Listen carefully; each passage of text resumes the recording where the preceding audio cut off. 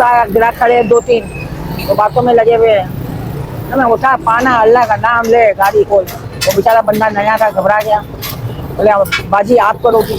बोली बेटा तेरी गाड़ी को कुछ हुआ ना मैं तेरे को 0 मीटर गाड़ी गारंटी मेरी राइडिंग में ले। देखते थी किस तरह ऑयल डालते हैं, किस तरह ऑयल खोलते हैं, किस तरह चेंज होता है, किस तरह कितने पैसे लेते हैं, कौन सी किस तरह। मुश्किलात तो हर कदम पे आई है, तकलीफ भी आई है, मगर हार नहीं माना है। मैं लॉकडाउन में भी 4 महीने बैठी रही। मुझे कभी किसी ने ये नहीं बोला कि अम्मा तूने क्यों खोला। मुझे सबको पता है हमारी जिम्मेदारी है, हमारा पीछे कोई कमाने वाला नहीं। मैंने गड्ढा गाड़ी भी खींच लिया। वेल्डिंग का काम कर रही थी तो वहाँ पे भी लेबर तंग करने लगे तो हाथ गाड़ी भी खींचा। ट्रक के ऊपर चढ़ के माल भी चेक करती थी। इसमें कभी 2-2 दिन बिस्मिल्लाह नहीं होती है, मगर हार नहीं मानते।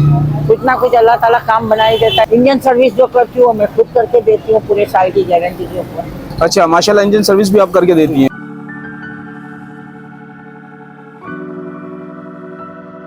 अस्सलाम वालेकुम नाज़रीन, मैं हूं समीर बैलिम और आप देख रहे हैं हक पाकिस्तान। इस वक्त मैं मौजूद हूं रनछोड़ लाइन लखपति होटल पर और आज मैं आपकी ऐसी मुलाकात करवाने जा रहा हूं एक ऐसी खातून से जिन्होंने अपने 60 साल ज़िंदगी के घर की जिम्मेदारियों के पीछे कफालत के ज़रिए उसमें अपनी ज़िंदगी वक्फ कर दी।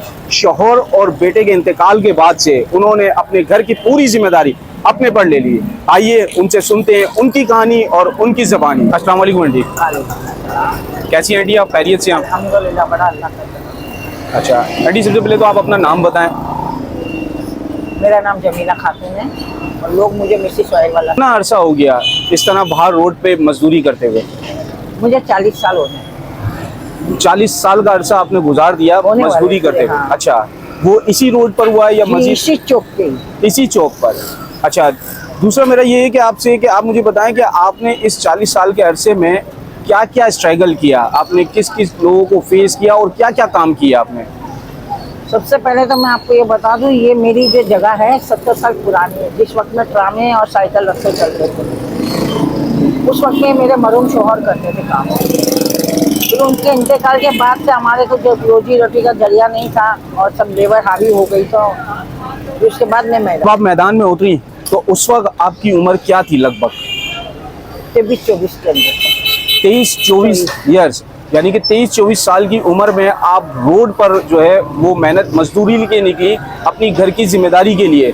तो आपको कैसा लगा उस वक्त? क्या फील हुआ था आपको जब आप एक इस माशरे के अंदर, क्योंकि आजकल कहते हैं कि इस माशरे में औरत का निकलना बड़ा मुश्किल हो गया है, दुनियादारी से फेस करना बहुत मुश्किल हो गया, तो उस वक्त आप पे क्या बीत रही थी? हालात तो बहुत गमगीन थे और फीलिंग भी बहुत हुई, क्योंकि एक हाउसवाइफ अचानक तूफान के मैदान में आके खड़ी है और उसको हालात और तूफान से दोनों से लड़ना है। फीलिंग तो बहुत हुई, मगर कोशिश ये की कि हिम्मत ना हारूं। हिम्मत मैंने की। पहला जो काम था आपका जब आप शौहर के इंतकाल के बाद जब आप आई रोड पर गधा मजदूरी करने के लिए, तो मुझे बताएं पहला काम आपने कहाँ से स्टार्ट किया था? पहला काम तो हमारे यहाँ मेरे पास 6 लेबर काम करते थे। 3 सुबह की शिफ्ट में होती थी, ये सुबह 7 बजे में खुलता था, रात को 12 बजे बंद होता था और 3 दोपहर के बाद आफ्टरनून में आती थी। 2 शिफ्टें चलती थी हमारी। फिर मैंने बेटे से पूछा, बेटे को बोला, मैंने बोला तुम्हें काम आता है? नहीं आता है। क्योंकि मुझे तो ABC भी नहीं आता था, तो कभी देखा भी नहीं था ना, मुझे लाइफ में पता नहीं था कि मेरी ज़िंदगी में ऐसा तूफान आएगा। मैंने बोला माँ थोड़ा थोड़ा आता है। बोला फिर आप करो, जो ना आए परवाह नहीं करो, आप करो। फिर मैंने बोला जमीला बेगम तुम अगर देखोगी तो मार खाओगी, सोचोगी तो हार जाओगी, तुम करो मैदान में तूफान। देखते थी किस तरह ऑयल डालते हैं, किस तरह ऑयल खोलते हैं, किस तरह चेंज होता है, किस तरह कितने पैसे लेते हैं, कौन सी किस तरह। देखते देखते एक बार एक लेबर ने बोला हमसे होता नहीं है, हम आएंगे नहीं आए, हमारा कोई गुस्सा आया। ग्राहक खड़े 2-3 तो बातों में लगे हुए है ना। उठा पाना अल्लाह का नाम ले गाड़ी खोल। वो बेचारा बंदा नया था, घबरा गया। बोले बाजी आप करोगी? बोली बेटा तेरी गाड़ी को कुछ हुआ ना मैं तेरे को 0 मीटर गाड़ी गारंटी मेरी राइडिंग में ले। मैंने अखबार का काम स्टार्ट किया था। अखबार के लिए रात को 3:30-4 बजे आती थी, क्योंकि न्यूज़ चाली जाना पड़ता था, प्रेस से अखबार आता था। वही मैं डोर टू डोर देती थी, ऑफिसों में देती थी, बैंकों में देती थी, मेरी डिलीवरियाँ लगी हुई थी, रखती थी। काम सब कुछ किया मैंने। इस 40 साल के अरसे के अंदर आपने क्या क्या काम किया, जिसमें कोई एक ऐसा काम मुझे बताएं जिसमें आपको बहुत मुश्किलात का सामना करना पड़ा? जैसे आपने मुझे अक्सर बताया कि मैंने ऑटो पे भी गधा मजदूरी जो गाड़ी खींचते हैं वो काम किया, उसके बाद ऑयल का, उसके बाद फिर तो ऐसा वो कोई काम जो वो लम्हा जो आपको जिसमें मुश्किलात पेश आई हो कि जहाँ आप थक कर चूर हो गई हो? मुश्किलात तो हर कदम पे आई है, तकलीफ भी आई है, मगर हार नहीं माना है। मैंने गधा गाड़ी भी खींच लिया, वेल्डिंग का काम कर रही थी तो वहाँ पे भी लेबर तंग करने लगे तो हाथ गाड़ी भी खींचा। ट्रक के ऊपर चढ़ के माल भी चेक करती थी, कंपनी से आता था ट्रक तो, क्योंकि कंपनी का ऑर्डर था पहले माल चेक करो फिर उतारो। और ये अच्छी बात थी, मुझे बहुत खुशी हुई इस बात से। इसके अलावा मैंने समोसे पकौड़े भी यहाँ पे बेचे, क्योंकि रमजान में काम नहीं होता है। मैंने समोसे पकौड़े भी बेचे, जो मुझे इफ्तारी पार्टियों के बड़े ऑर्डर मिलते थे जिसको मैं चलाती थी, और उनको वक्त पे दिया भी है। इसके अलावा रक्षा भी चलाया है 6-8 महीने काम किया। शोहर के इंतकाल के बाद तो आपने इतना स्ट्रगल किया, उसके बाद जब बेटे का आपका इंतकाल हुआ तो उसके बाद फिर आपने मजीद और क्या फेस किया आपने? बेटे के इंतकाल के बाद से यही है कि मजीद अपने को ज़्यादा फिक्र होने लगी कि भाई बच्चियां हैं, जिम्मेदारी है कि घर में बच्ची, वो भी बेवा जवान है बच्ची, तो सब कुछ देखना है। तो अब तो माशाल्लाह बच्चे मेरे बहुत समझदार होने लगे हैं और वो भी मेरे साथ में मिलकर काम करते हैं, मेहनत करते हैं और अपनी अपनी जिम्मेदारियों को भी संभालते हैं। तो मुझे अब ये फीलिंग थोड़ी हल्की होने लगी है कि बच्चे अब मेरे समझने लग गए हैं। वो छोटे थे, नादान थे, उनको कुछ पता ही नहीं था गरीबों को, अब तो बहुत कुछ समझने लगे हैं। तो अभी थोड़ी टेंशन मेरी हल्की हो गई है। तो आज घर के अंदर कितने अफराद हैं आप लोगों के? हम लोग माशाल्लाह 6 अफराद, 6 अफराद हैं, जिनकी सारी कफालत की जिम्मेदारी आपके ऊपर है? अल्लाह के ऊपर। अच्छा, सुबह आप यहाँ पे कितने बजे आती हैं?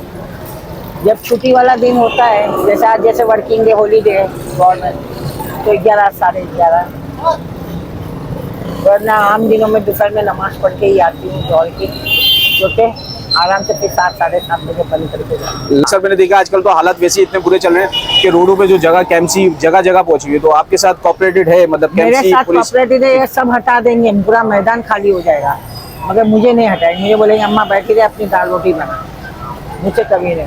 मैं लॉकडाउन में भी 4 महीने बैठी रही, मुझे कभी किसी ने ये नहीं बोला कि अम्मा तूने क्यों खोला। मुझे सबको पता है हमारी जिम्मेदारी है, हमारा पीछे कोई कमाने वाला नहीं, बाप है ना भाई है ना मियाँ है ना बेटा है अल्लाह के सिवा, तो क्यों हार माने, हिम्मत बांध के चल रहे हैं। हाँ, रोते धोते नहीं है, जो भी मांगते हैं उसके आगे। अच्छा, आप मुझे ये बताएं डी कि जब आपने स्टार्ट किया काम, ठीक है, उस वक्त काम में और आज के काम में कितना फ़र्क आया? जमीन आसमान का फर्क है। इसमें कभी 2-2 दिन बिस्मिल्लाह नहीं होती है, मगर हार नहीं मानते। कुछ ना कुछ अल्लाह ताला काम बना ही देता है कहीं ना कहीं से कुछ।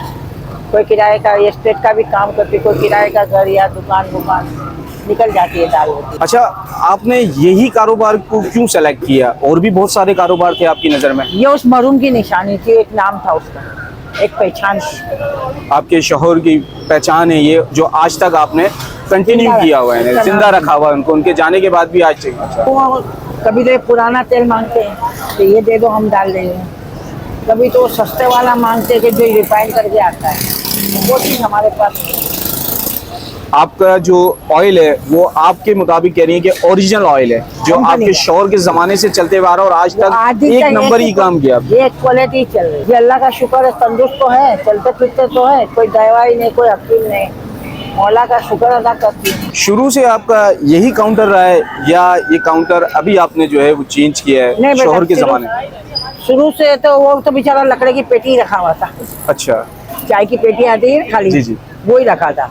उसके बाद मैंने लोहे का बनाया था, जो कि वो आज दिन तक चल रहा था। तो अक्सर ऐसा होता है कि कोई ऑयल चेंज करवाने के लिए आता है, और या फिर कोई ऐसा होता है कि ऑयल दे दें, हम ऑयल ऊपर से डाल दें। बहुत से बेचारे ऐसे होते हैं ना कि 100 रुपये का या 200 का लेते तो बोलते हैं आंटी तू कहाँ परेशान हो, तो बैठी रहे, हम डाल लेते हैं। बाकी जो चेंज करना होता है तो वो मैं खुद ही करती हूँ, ठीक है। उसको नट खोलना, उसकी चूड़ियाँ देखना, उसकी चूड़ियाँ ऊपर नीचे ना हो जाए। एक चीज़ उसकी है, एक कीमती है, उसमें जरा भी फोल्ड आ जाएगा ना तो गरीब परेशान हो जाएगा, रास्ते में वो तकलीफ में आएगा। मैं तो पैसे लेके सुकून में बैठ गया, मगर उसकी चीज़ खराब हो गई तो वो तो मारा फिरेगा, फ़ायदा क्या होगा। इसलिए उस गाड़ी का ऑयल फिर मैं खुद चेंज करूँ। बाकी इंजन सर्विस जो करती हूँ मैं खुद करके देती हूँ पूरे साल की गारंटी के ऊपर। अच्छा माशाल्लाह, इंजन सर्विस भी आप करके देती हैं? मैं इंजन खोलती नहीं हूँ, आप लोग जो ट्यूनिंग करवाते हो ना पूरी दुकान खुलती है, सही। मैं नहीं खोलती। मैं 1 इंजन की ट्यूनिंग करके देती हूँ और उसकी मेरी 1 साल की गारंटी है। तो नाज़रीन, आपने देखा ये हमारी जमीला खातून और इनकी कहानी, इनकी ज़बानी हमने सुना और आपको सुनवाया कि इनके साथ इस 40 साल के अरसे के अंदर क्या क्या इन्होंने फेस किया, क्या क्या इन्होंने स्ट्रगल किया, किन किन लोगों का सामना किया इन्होंने, वो सारी बातें आपको बताई। तो इस तरह की वीडियो देखते रहें और हक पाकिस्तान को लाइक करें, शेयर करें, कमेंट्स करें। फिर मिलेंगे इंशाअल्लाह नेक्स्ट वीडियो में। अल्लाह हाफ़िज़।